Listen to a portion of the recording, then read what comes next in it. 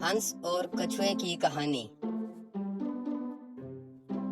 प्यारे बच्चों, किसी दूर जंगल में एक नदी थी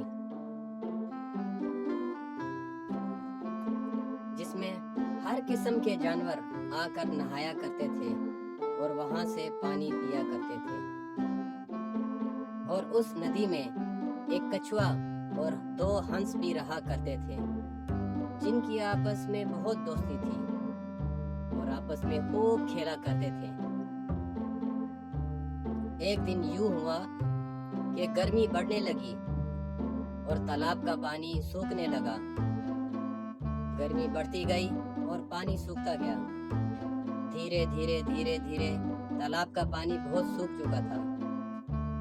वहां के जंगली जानवर सब वहीं से पानी पिया करते थे और वहीं नहाया करते थे।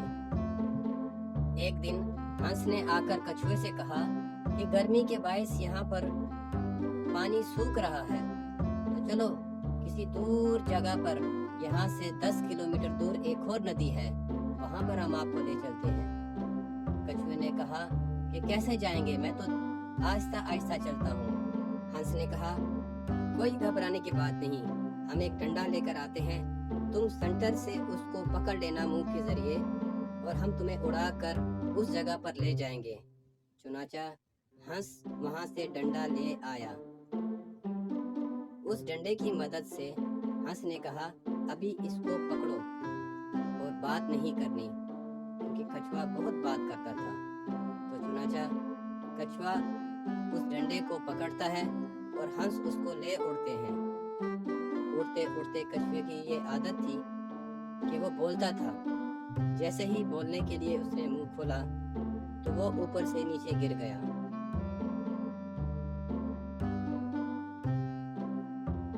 कछुआ ऊपर से नीचे गिरा मगर अपने खोल की वजह से बच गया।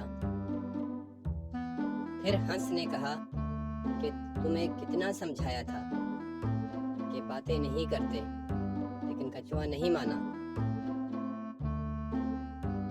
कछुए ने कहा रे बाबा, ये तो बहुत बुरा हुआ मेरे साथ। अगली मर्तबा मैं कभी नहीं इस तरह बात करूंगा, ज्यादा नहीं बोलूंगा। फिर वो खुशी खुशी उस दूसरे तालाब में रहने लगे।